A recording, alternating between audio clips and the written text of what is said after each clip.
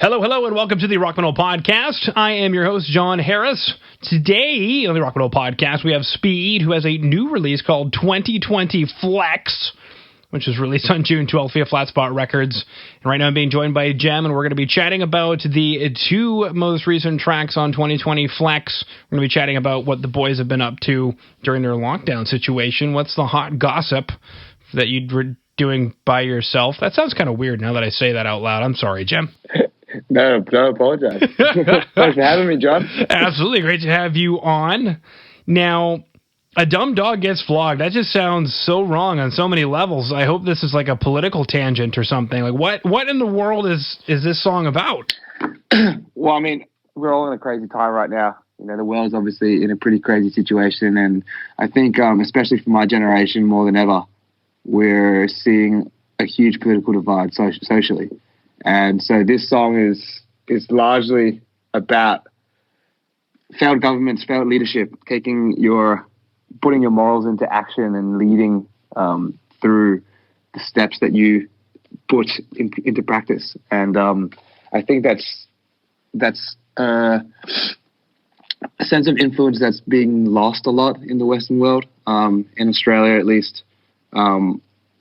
This song was really largely spurred on by the failed leadership of our government in recent events, and obviously the kind of flow-on effect that has on society. And yeah, as I said before, a big part of society, especially right now, is very polarized politically.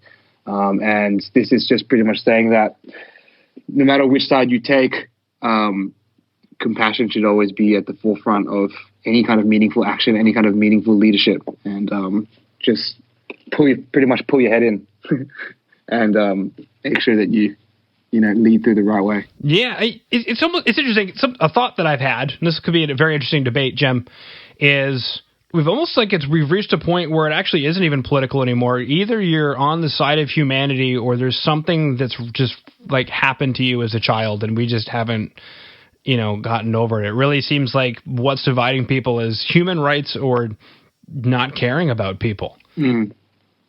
Well, I mean, I think that's the thing, right? It's a big part of politics is this identity thing. People want something that they can align to. People want something that they can identify themselves with. I'm on this. I believe in this. I am left wing. I am right wing. Whatever it is. But at the end, and people will use, their politics to mask whatever kind of agenda they have. But what Speed is trying to preach, especially through these two songs, is, and especially through A Dumb Dog Gets Flogged, is compassion. As I said before, really must stand at the forefront of any kind of meaningful action. Look inside yourself. Look inside your actual intentions. What is your stance? What is your view? And how is that being reciprocated through your actions? And that's the biggest thing. It really comes down to is your intentions. So I think that it's, even though politics are can be pretty complex, I think that this situation, this pain fact is pretty black and white. Yeah. Now, actually, I'm looking at the lyrics for the track because it's available on the Bandcamp page, and I mean, obviously, it's aggressive music, very aggressive music, but the lyrics as well are also pretty aggressive. I mean, it's really, really taking a stand. Mm. Yeah, well, I mean, this is just saying it how we would say it, right?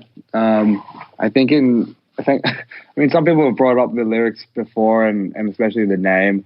I mean, a lot of this is, a common theme not a common theme, but I guess just how we write the lyrics is just based on how we talk normally, just Australian vernacular. It's just, if I saw some fool in the street and came up and started having a go on this topic, and it was to unfold in this way, it's the kind of thing I'd say. Yeah. I love Australian slang. You guys talk, and I'm like, what? What? There are abbreviations for things I've never even known were words. That's fantastic. Yeah, I think that's a common way of how we talk. But it's been lyrically, it's also been a conscious decision, to make sure that not just lyrically, but everything we do in Speed's been very conscious to be authentic, to not hold back in terms of our identity and the way that we present ourselves. Something that we're very conscious of, actually, man, is that we're an Australian hardcore band. And that's a big part of our identity as a band. So it's really important that the way that the lyrics come across is the way that we would normally speak, or the way that we would just, I guess, put these kind of topics into words. I think that a lot of the time in all genres and subcultures, we look, but especially in hardcore, we look to America, and that's really natural because that's the birthplace of what we do. They're the forerunners for everything that we are influenced by. But at the same time, in that sense, I think in a lot of genres, especially hardcore throughout around the world, it's really molded by American identity and people trying to copy what Americans say and using that kind of thing. And that's sweet. But it's a conscious decision for us to make sure that we're true to our roots and we're really speaking from authenticity. And this is just how we talk. And it's really, I think in my head, I'm writing the songs for me and my friends, you know what I mean? But it seems that nowadays, especially through the amazing help of Flat Spot Records getting a bigger reach for our music, people around the world, I guess, can learn a little bit of how we talk and then kind of identify a bit more with our ways down here. So I thought that was a cool thing as well. Yeah, well, I mean, something that's come up quite a bit on the show is how all of a sudden, it seems like anyway, I don't know if metal's really lost relevancy for a little bit, but all of a sudden, this really angry metal about being oppressed by the man suddenly is really relevant right now. You mentioned, the birthplace of like hardcore. Like, well, I mean, does everybody think that these angry metal bands came out of California because the weather was nice, or these angry metal bands came out of New York because it's a great place to live? It's because they're fucking angry. Well, yeah, I mean, it's hardcore music, right? Like, it's inherently violent in nature. It's inherently aggressive. So I guess it's just natural that the delivery will come across the same way. Yeah. Exactly. Now, Devil You Know. I don't have any lyrics, so I don't know what this song is about, but apparently somebody I know called the devil, and I don't look at my left shoulder too much, so I don't know. But what is this track about? Is this similar as well, about just, current events? Very similar. I mean, like A Dumb Dog Get Flogged is pretty much, as I said before, it's about the polarization in society and making sure that you look to your actual intentions and your morals, put them in place, to show leadership. In Devil You Know, this is it's very similar, but more specifically about the hypocrisy that you can see in a lot of bigots and people who choose who really take the wrong stance on a lot of sides. And it's essentially saying that one side or the other, you're always going to portray the opposing side in a negative light. You're always going to cast the other side as the devil. You're going to talk about them or vilify the others because they don't align with your morals or your political stance. But when you really bring it down to your intentions, the way that you go about life and the actual morals which are championing your speech,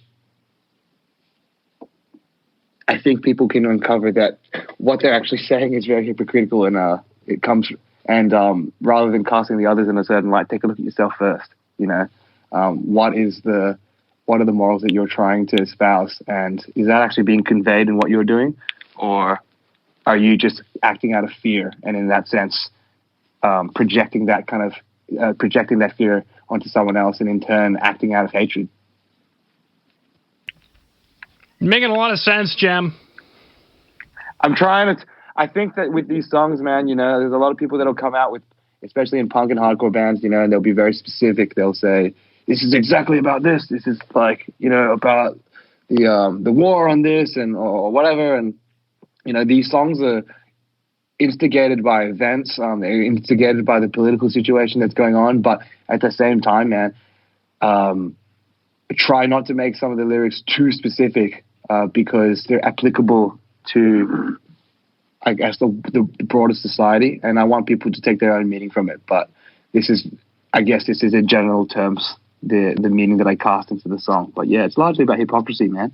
Look into yourself first before you start to cast your judgment on others. And I think, as what I said before about projecting hatred, it's a scary thing. You know, it's as humans, we're very, very we're products of habit and behavior, and change is something that's scary, you know. And it's okay to feel fear when you see something changing in life, you know.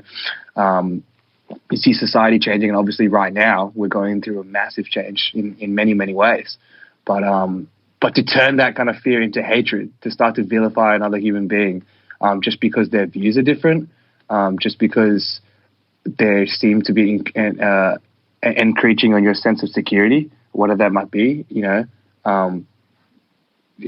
that's when things start to become dangerous. That's when you have the division starts to take another side, and social progress will never occur unless there's unity, unless there's a common sense of understanding between people. You know what I'm saying? So this song's largely about that. Yeah.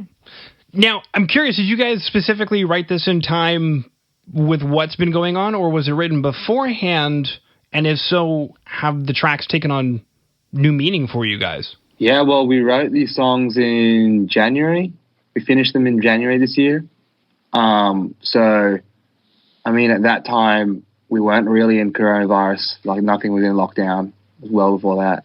And I guess it was largely before, well before, I guess, Black Lives Matters and a lot of the social revolution, quote unquote, that's going on right now. So, but I think that inherently, Speed is a band that started out of a real clear-cut mission.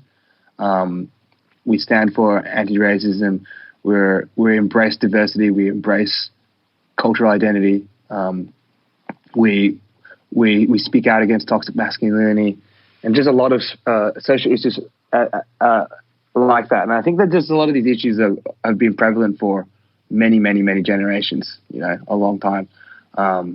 So we wrote these songs, you know, on some issues that are more or less timeless in our culture, in our society.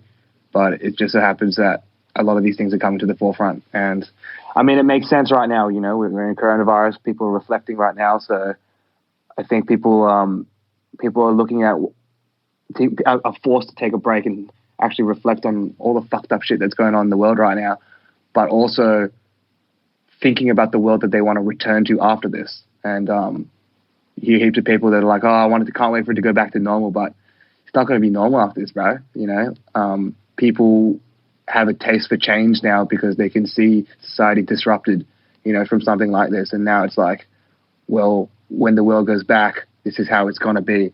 So I think it just makes sense that a lot of these issues that, you know, some of these issues that we just discussed, you know, it's coincidental that it's coming to the forefront now, but it does make sense that, to me at least, that they're very topical at this point. Yeah, I think something you mentioned there that was really interesting is, you know, timeless. I think timeless was the word that you had used, that, you know, these things hadn't happened yet, but they've always been there. And I don't know, I guess for sake of capitalism, or I don't know what, we just haven't been saying anything. But with capitalism relatively on hold and the earth starting to heal, we're able to bring some of these issues to the forefront. And I know for myself, I'm definitely concerned that how many people are going to be eager to go back to destroying the earth just so they can make a couple of bucks after we've basically proved the important things in life over the last 3-4 months. I mean, that's just human nature, right? But I guess that's just part of what we need, our responsibility as human beings. If you're empowered with the education to know what's right, if you're empowered as an individual or a group or even a culture or a movement that has a vision that's strong enough that you really believe in, you know, it's important that you armor yourself with that, you equip yourself with that, and you fight for it. And that's a big thing that these songs are about as well. As much as they are talking down or kind of speaking out against a lot of these issues, these songs are a big G up for the people who are fighting for them, you know, because I think the biggest thing in this world as well, you know, as you're saying, people are going to go back and they're just going to start fucking around with our shit again, and with disregard to, I guess, the healing, as you mentioned, that has some of the healing that's been going on. But the most important thing is that, and a real important thing that we want to put out there is that despite the feeling of helplessness, every kind of incentive that you might have, any kind of vision or urge that you might have towards social progression is valid. If you have a belief, I'm inspired by those who are going out there, comedians who are raising $14 million in like 3 days, for a bushfire relief, or, a hardcore band that raises $10,000 in a day for Black Lives Matter. Those things inspire me for sure. But what else inspires me is, the kid who has thought that his whole life that his voice doesn't matter. He's grown up in, a sheltered first generation Asian family, but has the courage to speak out and sit down with his parents and say, these are my views and this is what I think is right in life, and have those difficult conversations. Those kind of things those small acts of justice and I guess courage are the things that are real inspiring to me. So these songs are, as I said, a G up to people to keep fighting the good fight and believe in what you think. Believe in what you think is right and believe in who you think you are as well and stand up for that. Very cool. Now, I guess my next question is, Jem, with these 2 tracks having been released recently, what's the plan? What should we expect coming down the line? More singles or maybe an EP or an album coming up? Well, these 2 songs, initially, man, we actually just had them as like a promo. We were going to just put out a promo tape. They're just 2 songs, that were just going to be a lead up to the bigger thing. And then when we partnered up with Flat Spot, it was awesome that they took us under their wing, and then it came out the way it's come out. But the plan is, we've got an EP in the works that's going to come out later. I guess, obviously, coronavirus put a big spanner in the works with a lot of plans, but that's cool because we've just been working on it still. We're working towards the first show that's going to come back. We've got a bunch of plans for that, whenever that's going to be. But yeah.